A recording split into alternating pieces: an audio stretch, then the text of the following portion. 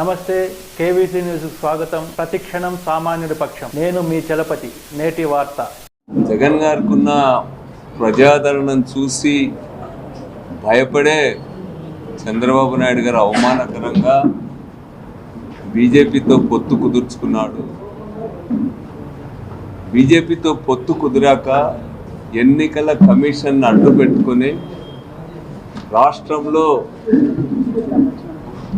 ఏ విధంగా అయినా ఎన్ని అడ్డదారులు తొక్కైనా సరే గెలవాలనేటువంటి ఒక పథకం ప్రకారమే చంద్రబాబు కూటమంతా కూడా పనిచేస్తూ వచ్చింది.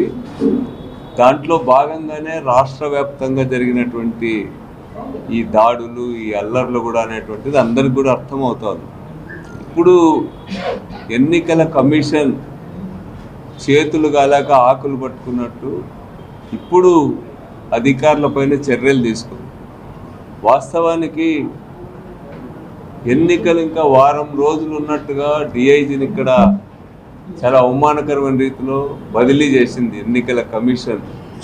పురంధరేశ్వరి లేకపోతే చంద్రబాబు నాయుడు గారు, బీజేపీ గారు చెప్పితే చాలు బదిలీలు చేశారు, ఎస్పీని చేశారు, డిఐజీని అయితే లాస్ట్లో కూడా చేశారను. ఇప్పుడు కొత్తగా వచ్చినటువంటి అధికారులు కూడా బీజేపీ వాళ్ళు, చంద్రబాబు కూటమి చెప్పినటువంటి వాళ్ళనే అధికారులుగా కూడా ఎవరిని నియమించాలనేటువంటి కూడా వాళ్ళ లిస్టులు రాసి పంపించినారు. ఈరోజు ఎన్నికల కమిషన్ బాధ్యత వహించాలి ఈ ఘటనలకు అన్నింటికీ కూడా.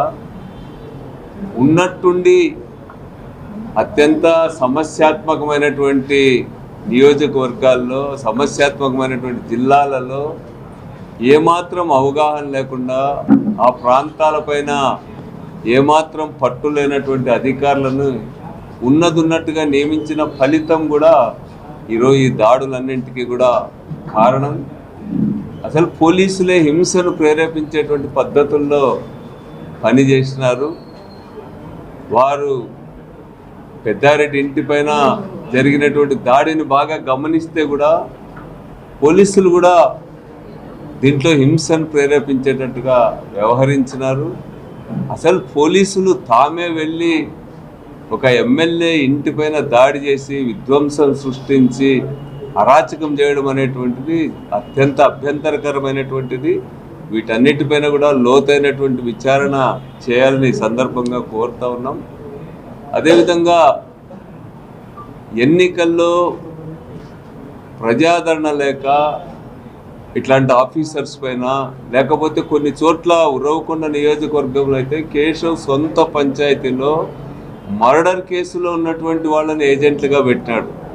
మేము అక్కడ పకడ్బందీగా సైక్లింగ్ని, దొంగ ఓట్లు వేయడాన్ని, వీటన్నిటిని నిరోధించడానికి మేము సిద్ధమైన వెంటనే గత ఎన్నికల్లో జెండా కట్టినందుకు వైఎస్ఆర్ పార్టీ కార్యకర్తల హత్య చేసినటువంటి నిందితుల్ని ఏజెంట్గా పెట్టుకున్నారు.